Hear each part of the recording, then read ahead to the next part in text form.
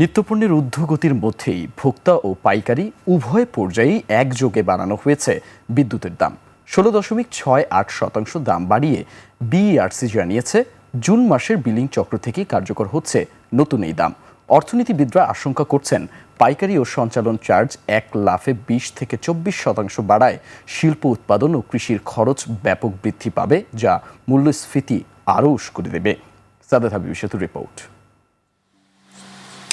মধ্য বেগুনবাড়ির এই বস্তিতে জাহাঙ্গীর আলমের বসবাস। 4 সদস্যের পরিবারে দিনে অন্তত 10 ঘন্টা 2টি ফ্যান আর 2টি লাইট জ্বালাতে অন্তত 60 ইউনিট বিদ্যুৎ খরচ হয়। বিদ্যুতের দাম প্রতি ইউনিটে 1.5 টাকা বৃদ্ধি পাওয়ায় তার সংসারের খরচ বাড়বে প্রায় 100 টাকার বেশি। আমাদের এমনি রুম ভাড়া এমনি অন্য ফ্যাসিলিটি নিয়ে তো এখন বিদ্যুৎটা আমাদের জন্য একটা খোরা হয়ে দাঁড়াইছে।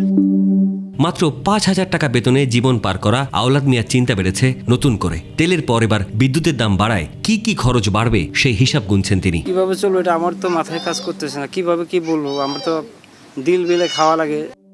এই দরবৃদ্ধি এমন এক সময় হলো যখন বিদ্যুৎ খাতের 13,000 কোটি টাকার ভর্তুকি কমাতে আন্তর্জাতিক মুদ্রা তহবিল IMF এর চাপ বাড়ছে। Bangladesh energy regulatory commission BERC জানিয়েছে, গ্রাহক বা খুচরা পর্যায়ে বিদ্যুতের গড় দাম ইউনিট প্রতি 1 টাকা 52 পয়সা বেড়েছে। পাইকারিতে প্রতি ইউনিটের দাম বেড়েছে 1 টাকা 39 পয়সা। উৎপাদন খরচ অনেক গুণ বেড়ে যাবে।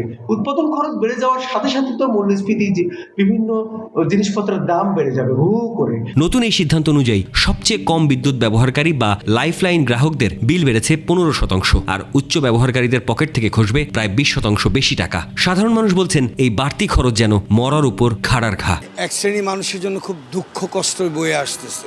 এ তো নাভিশ্বাস উঠে গেছে। টাকাটা আমাকে তো বাড়িওয়ালারা নিব, কারণ মানুষ থেকে মনে করেন টাকাটা যাবে, আমাকে পকেট থেকে টাকাটা যাবে।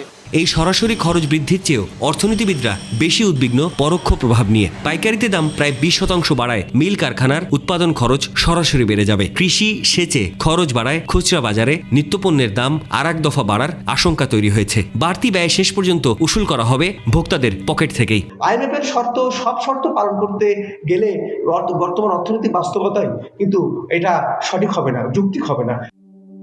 সবশেষ 2024-এর ফেব্রুয়ারিতে গ্রাহক পর্যায়ে বিদ্যুতের দাম 8.5% আর পাইকারি দর 5% বাড়ানো হয়। সাদাত হাবিব সেতু, 21 টেলিভিশন, ঢাকা।